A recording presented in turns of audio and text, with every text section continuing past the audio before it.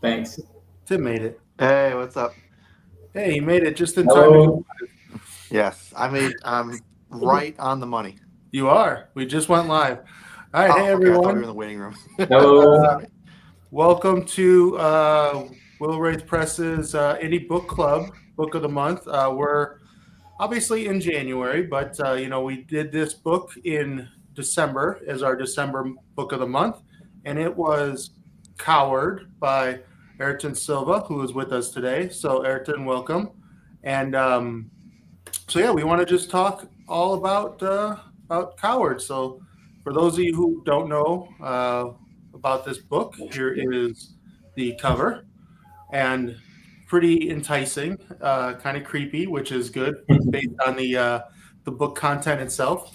And what we like to do with these, Ayrton, is give us the elevator pitch or the blurb, or just a little bit about the book.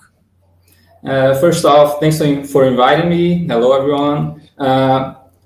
I'm very bad at elevator pitches, but the gist of it is, in a world where a curse can randomly turn people into monsters, a young woman yearns for adventure and gets way more than she expected when a monster attacks her hometown, and another woman saves it. It makes her realize that she can fight back too. And then lots of death happens. Yeah. So, no, that was a great elevator pitch. I mean, Yeah, Thank you. no, basically what the story was, which is good. But okay, I get. So you say a random curse happens, turns them into monsters. In the book, Yeah. we meet a couple of monsters. Yes. Can you give a little bit of backstory of how, where that idea came from? The, turning or curse into monster. So this series is very much inspired by Bloodborne. I don't know if you guys know that game. Yep. It's Yep. like the main inspiration. And then around the time I was reading American Gods, and I realized that I wanted to write a book where people played a scam on a village, And then I meshed the idea of the scam with the setting, and it became about a woman who ran a scam with her brother, but her brother was a monster. Spoiler alert. yeah. Okay, spoiler. It's like hard not to talk about it without spoiling because it's so short. We'll just say spoiler alert, and it's Bleep. fine. That's But your no, first book, right? What? That's your first book? Yeah, my first. Yeah. And obviously, you mentioned before, we got live that, English is your second language. So do you Yes. write, you obviously wrote in Portuguese first and then translated to English? Actually, when I first started writing, I sort of began by writing in English first to test my skills, and then I translated to Portuguese. And while I'm translating, I noticed all sorts of mistakes and stuff, and then I fixed it on both versions at the same time. Interesting. That's amazing. It helped me learn a lot faster. That's got to be interesting to do in two different languages, like just to think conceptually in two different I languages. like it, but it can be exhausting. Are there some words that don't translate well, or some phrases you're just like, Yeah, sometimes I write something that I realize that can't be translated, and I gotta rewrite this so that it can be the same thing in both languages. It's hard. Hey, Nat, Thank you. That's crazy. So you said this is a series. Are they gonna? I obviously we could talk about the sequel here in a little bit, but is this going to be a long series, or you're just going to kind of go with it as you come up with ideas, or? It's probably going to be pretty long. Like I plan ahead a few books, but I don't know yet how it's going to end. I have planned like 6 or 7 books ahead, but I haven't really written anything down about how I'm going to end the series. are they all going to be short like this one, or are they going to get longer? The second book is like twice as long, and then the third book is around the same length. I'm going to try to keep it at least novella length. Okay. That's funny. I just read the second book, and I didn't realize it was twice as long. Yeah, I was surprised when I finished it. I was like, I hope readers like this. So I have a kind of related question for you, because I've read Unfortunate, And we Oh. talked on socials at one point, and you mentioned that it's set in the same world. Yeah, Are you it's in the ever same gonna world. have like how those connect? didn't even realize Because that. they're very different stories. I hope to write a crossover at some point, but it's different stories. It's like neighbor countries. Okay.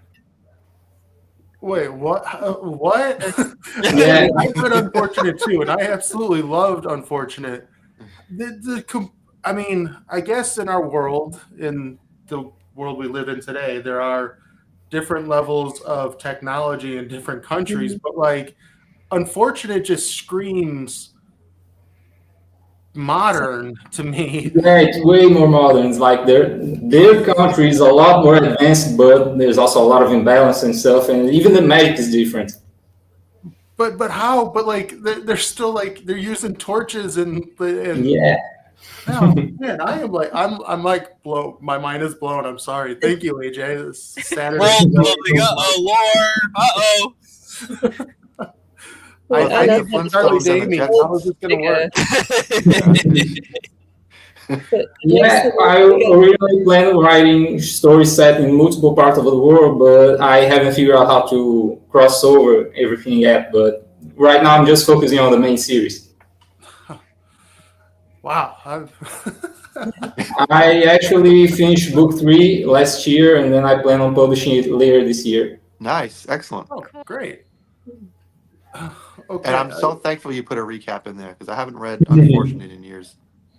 I didn't think people were gonna like that, but then I sent so it to a grateful. friend, and she loved the recap. Yeah, it was perfect.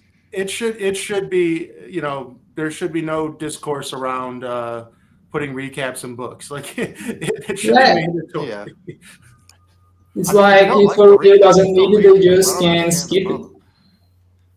Exactly. If you don't need it, skip it. But like, Yeah. I think it should be important. Okay, so Coward.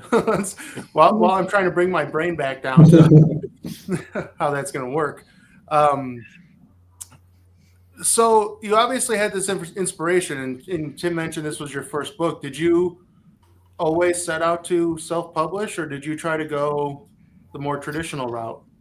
The traditional market here in Brazil is a lot different. So originally, I wrote it for a magazine, but the magazine rejected it, and then there was a whole thing where I wanted to delete it, but then some friends talked me into self-publishing. It was a whole thing. Oh, wow. Yeah, I guess I could see it being a magazine because it's only, 50-some pages? Yeah. 50 pages? It's like 14,000 words only. Then I edited a lot, and then I just went and published it myself. Oh, it's done fairly well. I mean, it was one of the first novellas I've ever read. So it Thanks. definitely set the bar pretty high. So, okay, so you had the video game, you created this world. Did you always want to do 2 points of view? Because there are 2 points of view, and you don't usually see that very often in novellas. Yeah, I kind of needed it because of the scam. I needed someone to play the scam and someone to be scammed. So I needed 2 characters to make it work. It was premeditated. And then, interestingly, in Noxious, the sequel, we only have Lena's point of view. Yeah. Yeah. And I actually found myself missing Myria at that point because I got Book addicted to her. book 3 is going to be about Maria. Nice. I'm looking forward to that. Wow. Okay. I'm going to have to jump into that one then real quick. Yeah, it's a very quick read. It's well worth it, especially if Yeah. you're fresh off Unfortunate. Yeah, that's one of the reasons I like writing shorter books. People can get through them fast, so it's pretty easy to get caught up. Yeah, it's a lot easier to pitch a 50-page book than a 400-page book. Try a 700-page book. That's Yeah. No thanks. So, okay. What was I gonna say? I'm still thinking about the crossover. We got to address it. I think I broke Bill. talk about it.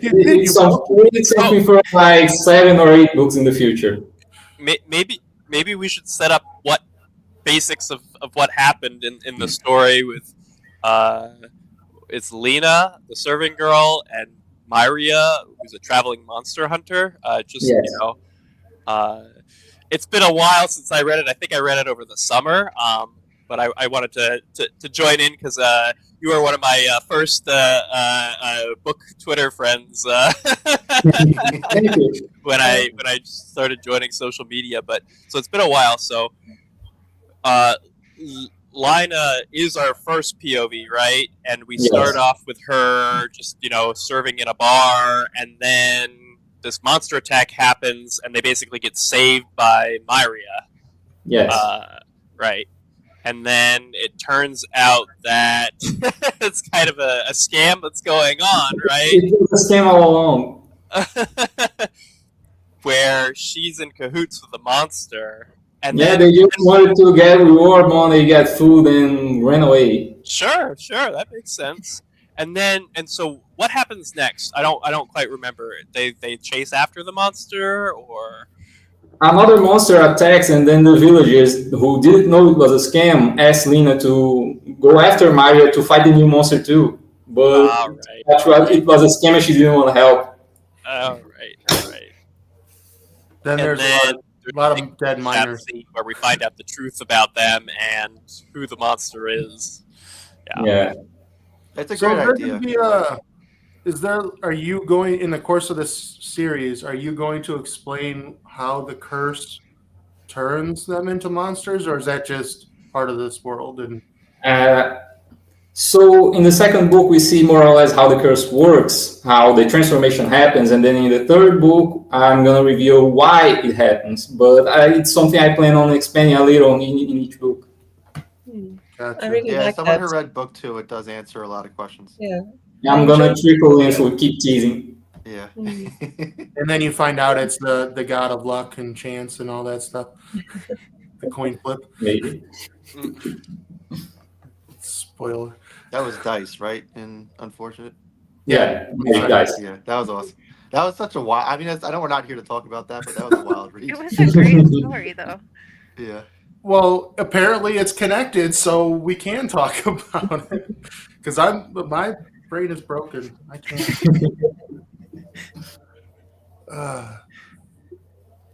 So are you gonna? Sorry. No, go ahead, Tim. No, not to go into spoilers for Unfortunate, but did you kind of see people's reaction with the ending coming? Oh, yeah. People have actually threatened to hit me because of that ending. Yeah. How dare you? That's great. I liked the ending of it. It was well written. It just... I like open endings like that, more ambiguous. Yeah. I mean, the whole plot kind of lent itself to keeping you on your toes, keeping you guessing. Yeah. It didn't feel like it should be resolved very neatly at the end. Yeah, it's like the main character himself was an ambiguous person, so it was... I felt good by leaving his fate uncertain. So with Coward, you said it was your first, you wrote it in English, but, give us a little bit more backstory. How long have you been writing that story before you decided to try the magazine and then publish? So I started writing like 10 years ago, but I never really wanted to publish anything because I was writing just for me, just as a hobby. But then around 2018, some friends started telling me to send my stuff to magazines because I sent it to friends and they liked it. That's cool. And then I sent like dozens of short stories, but nothing ever got picked. But then when Coward happened, my friends came to me and insisted I self-publish it. They thought it deserved better than the others, and I thought, well, the quality must have gone up then. So I self-published it, and reception was very good. That is actually what made me want to publish more, Well, it's legitimately a great book. Like I'm very easy to recommend that to anybody. Yeah, it was a reason that convinced me to write a sequel because I planned on it being a standalone. Yeah, and we can thank your friends because now we're getting to read it in English. So, I mean, it's worked out very well for the rest of us. Exactly. Thank you. No, I think it's, novellas are hard. Novellas are definitely very hard to not only tell a complete story, but to also build the world enough to make readers become invested in that. And I like this idea that you have where it's starting small and then going to expand more and more. I find that interesting because I did not expect that only one of the POVs would be in book 2. I thought it would be both of them kind of. It's like really blowing my mind. I enjoy this plan you have going here because it's not the normal type that you normally see. You see, okay, we write, well, way I went, you write this big damn book and you're like, oh, you got this sequel and then you got a third one. But no, this one's, I like the idea of small and branching out. That's very smart in my opinion. Yeah, I took a lot of inspiration from manga, from weekly releases, because it's smaller, but then you keep reading every week and getting more invested. And I plan on branching out on POV characters too, like there will be a book about this character later and then this other character, but the main character across the series is going to be Lena. Okay. Very cool.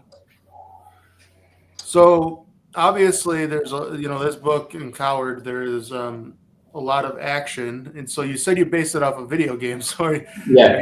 Is that where you get your inspiration to write action scenes then?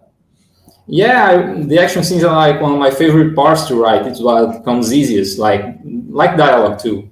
It's easiest for me to write. I just churn out a lot of words. So you got to teach Tim how to do that because Tim says he struggles with action scenes. I suck at action scenes, and it's a problem because my books are all action based. I find it easy to visualize in my brain so that I can just sequence each thing that happens. See, Tim, use your video games that you play and practice on those. Still like he swung his sword, he swung his sword, he swung his sword. And then he swung, and then they swung. I know when I read Unfortunate, I really appreciated the way you kind of you unpacked the action sequences so they were very straightforward, and we had Vaz, who's not really a very athletic person, and you could explain how he reacted to these different situations, and it felt kind of grounded, like I could actually picture this. So I think you did a great job with those. Thank you. I really wanted him to just suck at most things and need help, and then not really deserve that help, but then he ends up getting it anyway, but it has a price. Yeah. What was the motivation to make him a banker? It was just a random thought that occurred to me. I knew I wanted to write a story about a bad guy who ended up having to make a deal with that god to escape an assassination. But the profession just came to me while I was walking, I think. Maybe I'll make him a banker. That will make him more evil. I mean, it makes sense to me in my head. Nobody likes the bankers. Oh, that's great. I was actually kind of worried because my father is a banker, and I was worried he was going to say is that a dig at me? But he was fine. He was fine. Because I work in finance and I hate finance, so every finance character is always evil. I always make them the bad guy. Oh, that's funny, Tim. So you said so you already finished book 3? Yeah. And that's planned to come out this year? Mm-hmm. How far? Yeah, I'm waiting on some things. I'm probably going to have trouble with the cover too, because when I went to publish Talk Shows, the second book, I went to my original artist and I was like, I need a new cover. And he said, but I don't work with covers anymore. And then I had to find a new person. And then the new person apparently isn't working anymore either. Oh, man. That's crazy. Yeah, it's crazy. But I'm going to see what I can do. But I hope to publish around May or June. Oh, okay. That's not too far away. Then are you writing book 4 then? Or are you trying something else?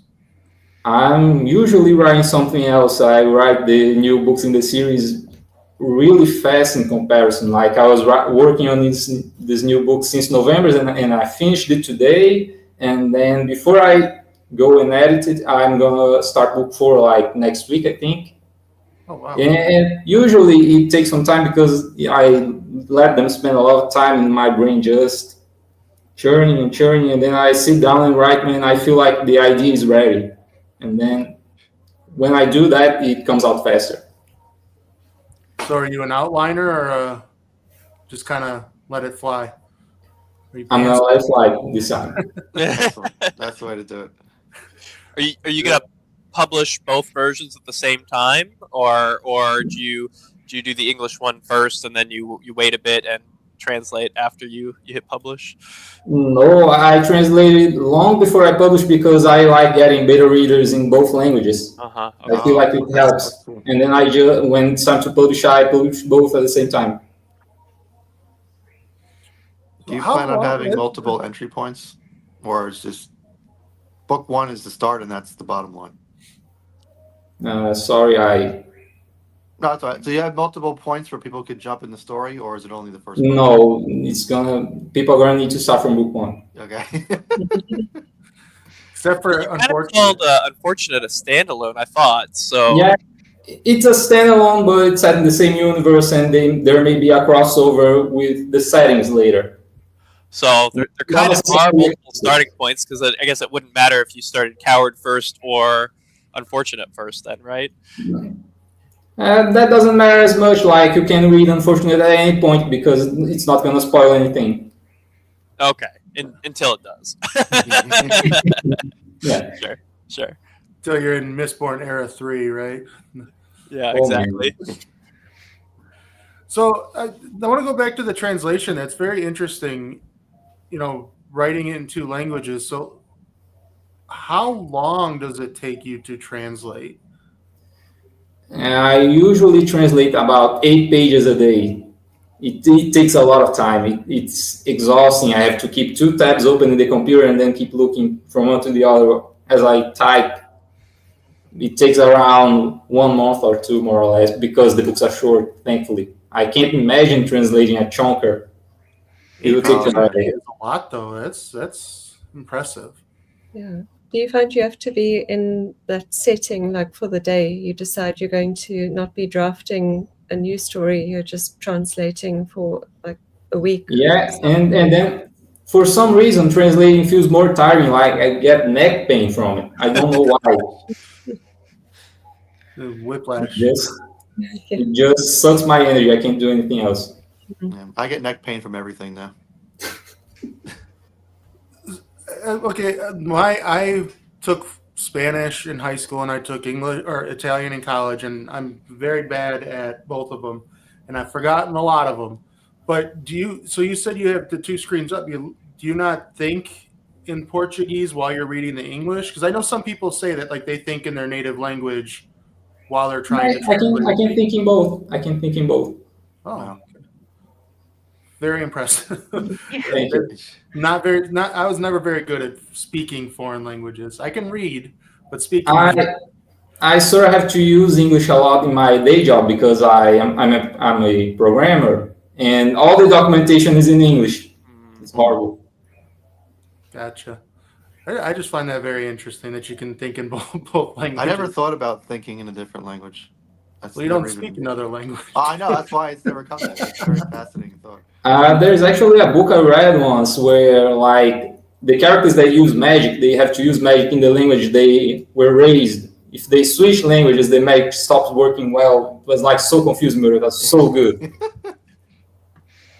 That's actually a really cool concept. Yeah. And the book is really old. It was like from the 80s. The magic was crazy. The older books have the best ideas. They're very original. That's a cool.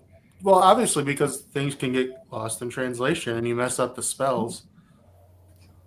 Huh. Guys, I'm going to head out a bit early because it's nearly 11:30 at night. Good night. Go get your sleep. Good night. Right. Like a. So okay, with I'm gonna go back to Coward. The scam is I mean we're spoiling it. What made you decide to do I guess we're going to spoil it, the whole thing. What made you decide to do a brother-sister combination and one of them gets this curse? Where'd that come from? I was thinking about the motivations because, like, why would someone stick around a monster? Like, right? You know someone, they suddenly turn to this monster, you don't even know whether they can think or not. Why would you stick around? And then I thought, maybe I would make them siblings. That will make them, that will give her a reasonable motive to stay beside him, even if it's hard, even if everything goes bad. And then I decided that they will have this bond that will make them stick together. It made everything easier. That's a great idea. I liked that idea personally because, like, when I was reading that part, I was like, I would totally do that for my brother. Right? I could see you doing that, AJ, for your conning people out of their. You just have one of those faces. What can I say? Wow. Okay.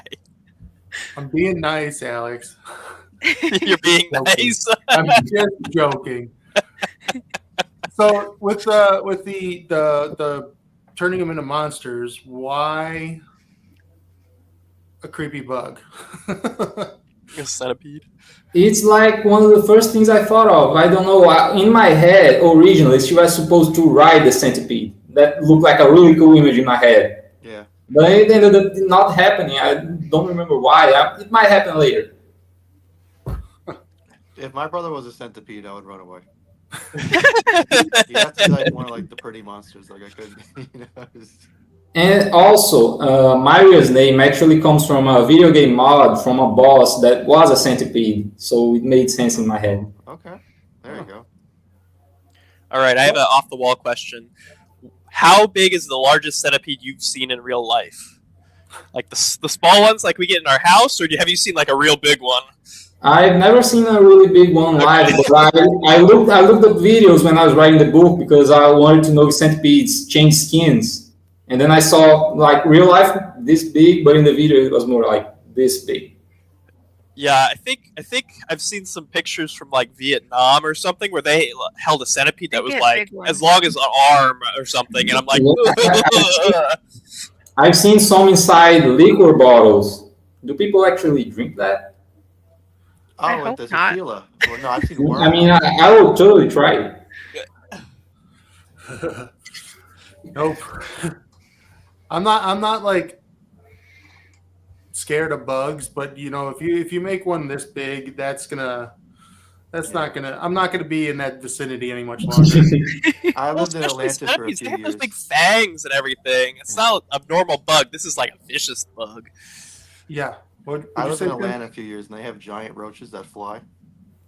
Damn. And I would just keep 2 shoes in every room of the apartment so I could just throw it if I had to. Yeah, no thank you. You need to get a bearded dragon. They like to eat I've really bugs. thought about it.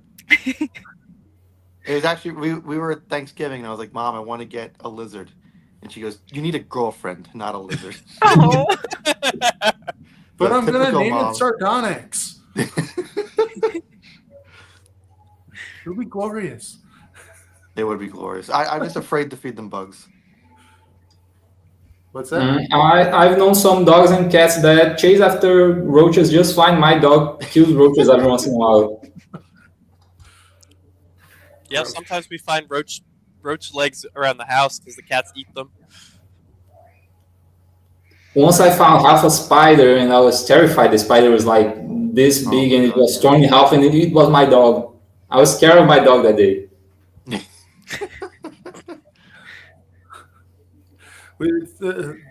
Random tangent.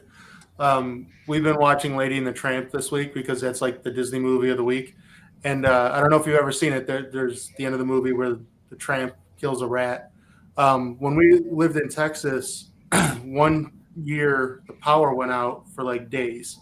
And we had an awning over our back porch. And there was just like this long rat tail that was like a foot long. And we were just like, oh, great. My little shit of a dog who was like 14 pounds, he hunted that thing down, and that was like the greatest day of his life. And I was like, okay, you can do it. No, I wish Ko was still here because Ko said on the last call that she had a baboon in her room, in the kitchen. Crazy. That's just I crazy. can't even imagine that. Craziness. Can't even do it. So back to the book. We're just going off on tangents here. I really liked how when we get to the second monster, it's not a creepy bug, but it's like an upright. I don't even know how to describe. Like I don't even remember like all the descriptions on it, but it's not a very nice looking creature. I enjoyed that you had different types of monsters in there. It was not just one type. Yeah, like all beasts are sort of random. They're created randomly. So some of them look more like one specific animal, but others look like a mesh of multiple animals. And the second one was like part bull, part monkey, part spider. They come in all shapes and sizes and different features. I guess, not spoiler from Noxious, but is that going to be, or is that kind of part of the curse myth? Part of the curse. Oh, okay. Nice. There's a new beast in Noxious. Oh, okay. So does she go in? Again, we're going into the sequel here, but she goes and actually becomes a hunter, like a beast hunter. She tries. She's gonna go on a trip to take the test, see if she can get magic and so on. The test was awesome. I don't want to go into spoilers, but that was really cool. Thanks. She's gonna try again. Yes. Is it like a trial or something like that? Is that?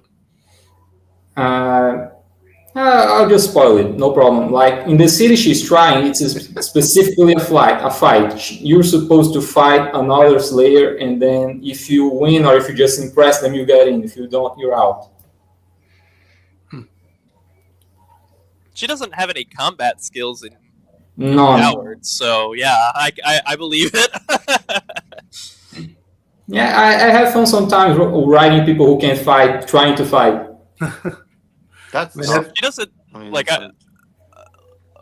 Lita doesn't do any fighting in Coward. Like I don't think there's a single scene. Does she try to fight the second monster or no? Yeah, she tries. She grabs pickaxe in the mine and tries to. Yeah. Oh right. Monster just doesn't go so well. But then she gets like brushed aside and like her body crushed. She tries so hard and it doesn't work. She tried. That's all that matters. So the title. Yeah, I like what Bill is going. I was going to ask you. So why did you choose to name this Coward? And there's one turning point in the story where Lina brands Miria a coward, I believe. But it's interesting because it's kind of it plays with the twist at the end too. So how did you come up with that? Why did you name this Coward? Part of it was because I was listening to a song titled Coward at the time. It was really in my head. But another part, it's because it's from the moment in the book where the emotional charge is high. Something that can stick with people. It's easy to remember. Is every book going to be a one-word title? I'm going to try at least. I'm going to try. Nice. Yeah, that's got to be hard. A friend of mine pointed out that all my titles can be insults so far. I'm going to see if I can try to keep that up too. Okay, that's interesting. That's true. Yeah. I think the like sequel that to Unfortunate should be Fortunate. Oh. The sequel to Unfortunate should be called Fortunate. Yeah, the people in that setting don't have a lot of luck. One thing I wanted to ask is there's a novella competition called Sphinx. Have you ever considered signing up for that? So apparently Coward is too short and Unfortunate is too long, and then Noxious is not our first book, so it can compete. What's the minimum, 15? 20. I think the minimum is 15 and the maximum is 40. Unfortunate is like 41. I think you should add like a really long foreword to Coward and just like force it. Yeah, I think you do fairly well in that. Add the first chapter of Noxious at the end of it. Yeah, that's great for pumping the word count. I was actually checking Amazon guidelines, and apparently if I edit the book, but add too much words, it's gonna create a new edition, and then now I worry I'm gonna like lose my ratings and stuff. I don't know if that can happen. Yeah, I did because I relaunched my first book. I think you can't I change. think it's the 20%. I think it's 10. 10%. 10%. I think I gotta But double check that. 10% of a short story is like, Yeah, Yeah, well, that's fair. 14,000 Actually, words. I You see can where you're only coming add. from. Yeah, that sucks. You should just enter it anyway and see if they notice. Yeah. I tried entering unfortunately into SPFBO, but I didn't get in. Yeah. How many words is unfortunate? Because that was 41,000, and the minimum is 40, so I thought I could get it in, but then it didn't get in through the lottery. Oh, gotcha. Okay, that would have been That's cool. too bad. Damn, I didn't realize that was 41,000 words. I read that in one sitting. yeah, I read it pretty quick too. I don't know if it was one sitting, but it's a short book.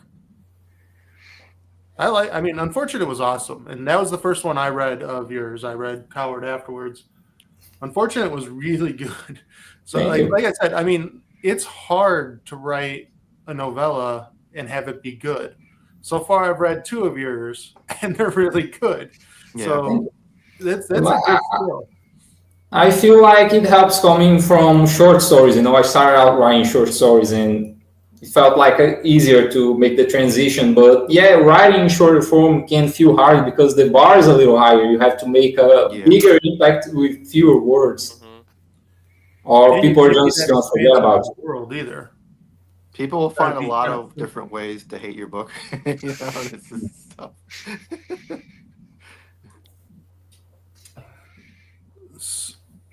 I'm trying to think. So, like, with Coward, I guess I'm going into more spoiler stuff. Like, so does Miria and what was her brother's name? I can't remember her brother's Mark. name. Yeah, it's Mark. So they're gone. They're not in book 2 at all. No. So I mean, Nina thinks about her a lot.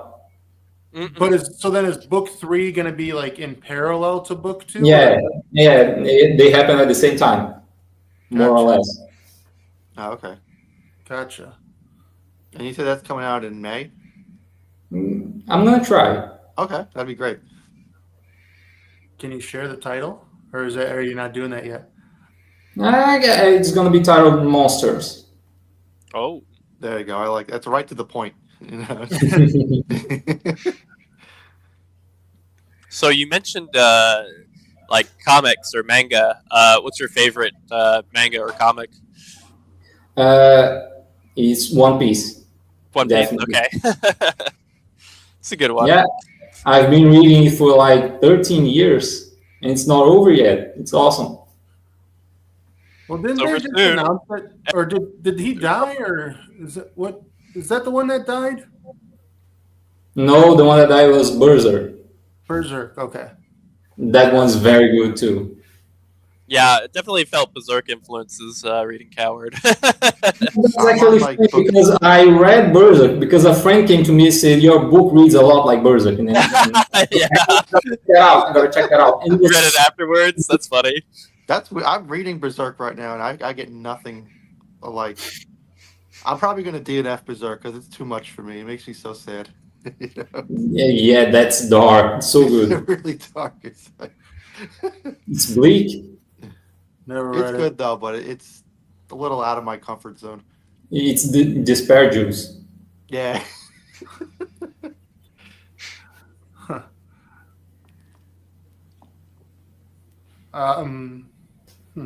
What else can we talk? Like, it's kind of hard to talk about such a short story because there's. Yeah. Trying to think if we've covered pretty much everything in there with. So, the Slayers. Like, I guess this is probably covered in Noxious, which is a cool title, by the way. Thanks. And the cover, I like the cover because I like red and black. It looks it's a good combo. So, like, do you have ideas of making? Is it the Slayer just going to be like a good guild to be in type thing, or is there going to be more going on with like political stuff that you might throw in there? Yeah, it gets a little bit political. It's like a Slayer's life is complicated because on the one hand they have magic, but on the other hand the magic is dangerous. It can mess up their lives, their heads. A lot of things can go wrong in their lives. So you're going to branch out and not just be a straight like killing monsters book. You're going to have a little bit more. The main focus is going to be on killing monsters, but I like going on tangents. Cool. Very cool. Cool. I'm still thinking about how you're going to branch this over to Unfortunate. I'm trying to figure out how that's going to happen. Are you gonna have any of the monsters give a monologue about capitalism?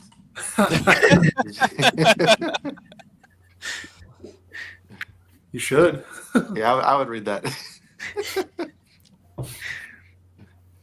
Have you thought about doing a reverse? Like, I don't know how you could possibly do it, but like a story from Mark's point of view.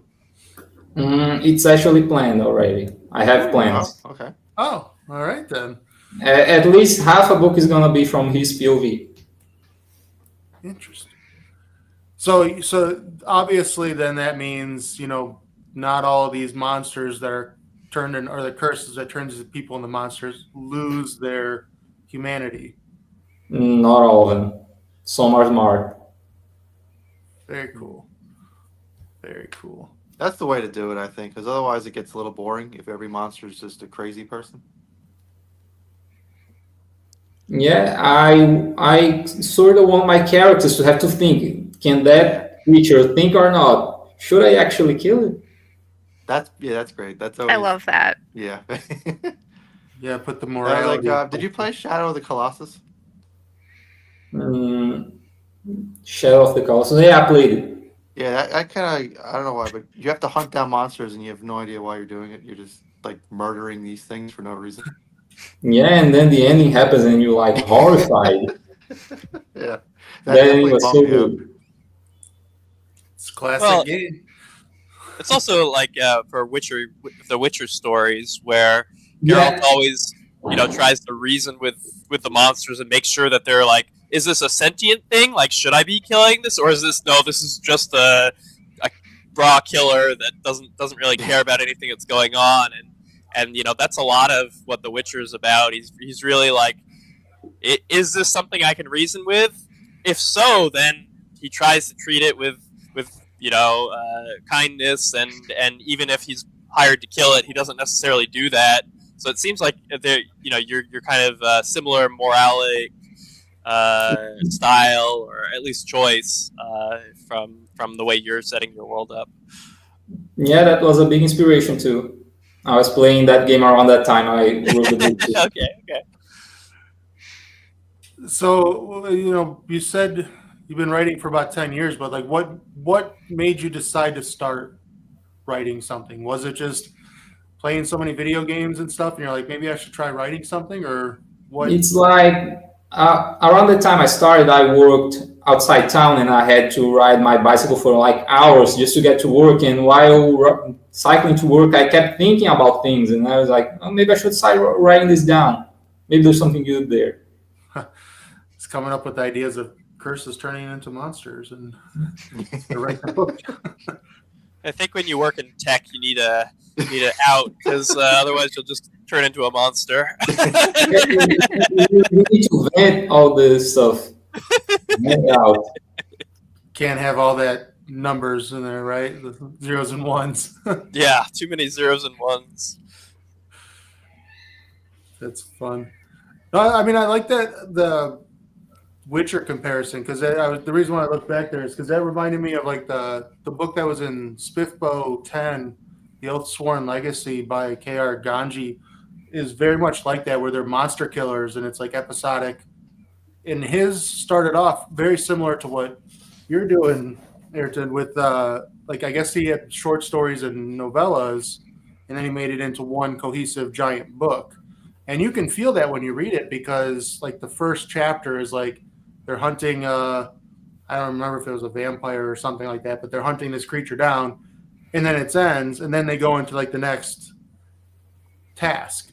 And then finally about halfway through the book, things change, and that's where the morality came in, because they meet a mimic or whatever, those doppelganger type D&D character, and that's where the story started shifting. Was really cool. So like that's a possibility of something you could do in the future too. Is make it into like, have you thought about making it into like one big like omnibus type thing in the future? I think about it a lot, really, because my books don't have print versions right now, but I thought maybe when I have like 5 or so out, I could make a compilation and then have that available in print. That's a great idea because Yeah, books I 1 like and that 2 flow directly into each other. Yeah, that would be. Yeah, I think that'd be a great idea. Yeah. I'm gonna wait until I have a little more books out so that I Of can. course. So that'll be like what, 2027 because the way how fast you write. I hope to publish like one every year. I'll see if I can keep that up, and then maybe 2018, 28. Yeah, not so far in the future. So if you publish in May, you might be able to get another book out this year, huh? No? Yeah, we'll see. It's like I have a lot of projects I don't talk about a lot that I have already written, but I need to edit, and then I don't know how that's gonna go. And you have to translate them too, so you have extra work. Yeah, True. that adds in the time between books because I have to translate everything, and Do you then have an editor, or revise do both you do it versions. yourself? What's that, Tim? Do you self-edit or do you send it off? I have an editor, but just for the Portuguese version, and then I compare both Okay. books, and then I fix in both versions. Very nice. Crazy. It Very doesn't, I ambitious. don't know if this comment makes any sense, but it doesn't read like a translated book. Thanks. Like when I've read the Witcher stories, you could tell it's translated. Yep. Like some of the sentences just make no sense. But this definitely feels like it's your first language when you're writing it. Yeah, I try to make both versions as similar as I can. I read both side by side to make sure I got the wording across the way I wanted. That's a lot. I would drive me nuts. Like, that's a lot of work. It's probably going to be harder when I write a full novel. It's probably Yeah. going to be good. Absolutely. Is that on the horizon? The one I just finished writing is 100,000 words, so if I decide to there you publish it, yeah, it's going to be hard. Did you just say you finished writing? Yeah, I finished it today, the first Oh, draft. there you go. Congrats. That's awesome. Nice. Congrats. That's Thank awesome. you. Is it related? Same universe? It's in the same universe, but completely unrelated. It's completely different characters, setting. Gotcha. Different. Oh, okay. So that'll be crossover number 3. With, Uh-oh. Bill, close your ears. I Might know. make it explode. It's like does not compete. I hope it's sci-fi setting, because then yeah, Bill will. It's all fantasy so far. That's awesome. So, I mean, if you just finished it today, so then you're going to let it sit and then. Yeah, I'm gonna try to forget about it for a while and then come back with fresh eyes and see what I can improve. How did the process for you change writing, going from 14,000 words to 100,000 words? The first draft was basically the same. I just sit down and write as much as I can, as fast as I can. But the editing is probably going to be harder because I can't forget stuff from the start when I'm partway, and I have to be coming back, fact checking, making sure everything's consistent. I've done this before. It's hard. I have a bunch of stuff that I decided to not publish. I have a story out with beta readers right now, and Greg GJ Terrell, he keeps finding things. He's like, "Wait, I thought this was a arm length dagger, but now you're saying it's finger length." And I'm like, because I changed it. I need to go back and fix it. It's good. Yeah, every change you make, you need to go back and make it consistent. It's hell. I Don't worry, thought I did a good job, but he's still finding stuff. I'm like, Don't worry, I called Greg out when he forgot that one of his characters lost his arms and. Okay, that's a pretty big one. I actually have one fun fact about Coward in this. Originally, Myra left the village by horse, and then the horse disappeared, and none of the beta readers noticed it. It was a huge plot hole. 7 people read. Nobody noticed the missing horse, and then I just went back and deleted it. It's such a pain. I mean, I had to rewrite an entire chapter because the door was in a different location. And it's like, And getting colors consistent, like on the 3rd book, I changed something from yellow to green, and then I had to reread the whole thing to make sure I changed the color right in every scene. Yep. one of my Bill's the only. I had so many beta readers. I had editing, and Bill's the only person who's like, "How do you sheath a pole arm?" And I was like, "I don't know, man." That's a great question. I always thought of World of Warcraft, where you just put it behind your back and it disappears. She did when she did that like the first time, I'm like, okay, that's fine. But then she kept on sheathing her pole arm, and I'm like, come on, what is going on here? How do you do that? And Tim's like, I don't know. You hit the key on the keyboard and it goes behind you. He's got that little magic back. Yeah. Oh, I love it. Okay, so we know that book 3 is coming out soon. What else do you got on there? Do you have anything else on the horizon other than? For now, I can't say anything conclusive because when I write a book, I don't decide if I'm going to publish it right away. I wait, and then I reread it, and then I see if I actually want people to see that or not. But I'm going to write book 4 soon. So that's the thing. I'm going to write as soon as I can. How many books are you sitting on that you wrote and didn't publish? Like 3 or 4, I think, and I have some unfinished ones too. Like I stopped halfway. No, I'm not gonna publish that. No. Huh. Will you go I back get to that. My process is pretty similar, so Right. I understand. I like to keep the files so that I can recycle the ideas later. I recycle characters sometimes, like this character I really like from a book I abandoned, and I decide I'm just gonna bring that guy to my next book too, and then I reuse the concept. Smart. Never get rid of it, because I do the same thing. Recycle scenes and the characters and all that stuff. Yeah, definitely don't get rid of it. No, it's cool. I really want to see how you're gonna combine.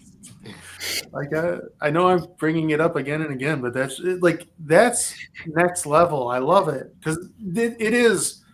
I mean, we joke about the Cosmere and stuff, but it is. Those two worlds are very, very different. I want to know how you're going to combine it. That's just very. And they're close too. It's like neighbor countries. They're just a huge wall separating them. And see, you wouldn't get that in Coward because they're in just this little tiny village. Yeah, it's a tiny village in the middle of nowhere. Like it doesn't even matter in the grand scheme of things. I really like this idea. Like this concept that you're doing is really cool. I like it. It really does read like a video game because a lot of the RPG video games, classic RPGs, you start in this one little dinky little town, and then the main character doesn't know anything, and then you go out and see all that. Now that you're talking it through or talking about it and I'm talking it through, it feels so much like a video game more than I expected. Yeah, it's like chapter 1, leave the village. Chapter 50, kill God.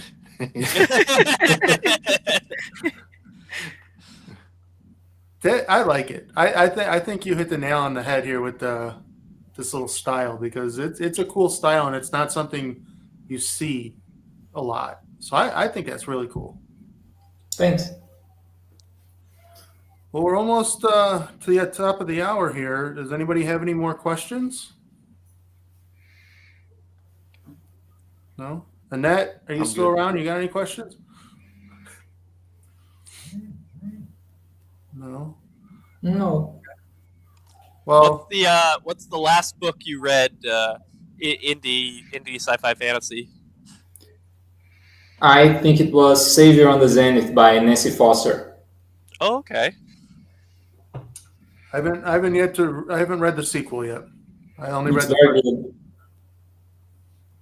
first. Yeah, and that's still here, but no questions. Thanks for sticking around. Yeah, I need to read Nancy's sequel. Her world is pretty interesting. I read the first one. I haven't read the second one yet. Yeah, I haven't read the second one yet either. They're demons and stuff. The cover of the second book is gorgeous. I love it. Yeah, and her covers are so pretty. Yeah. I like the color palette of it. It's very, very eye-catching for sure. Well, we got no other questions. Tim, Alex, AJ, you're all good? No other questions?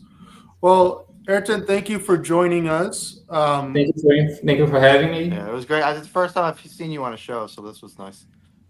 Yeah, I was very nervous because I don't have the habit of speaking English. I was like, am I going to be able to understand anything? But it worked. Yeah, it was good.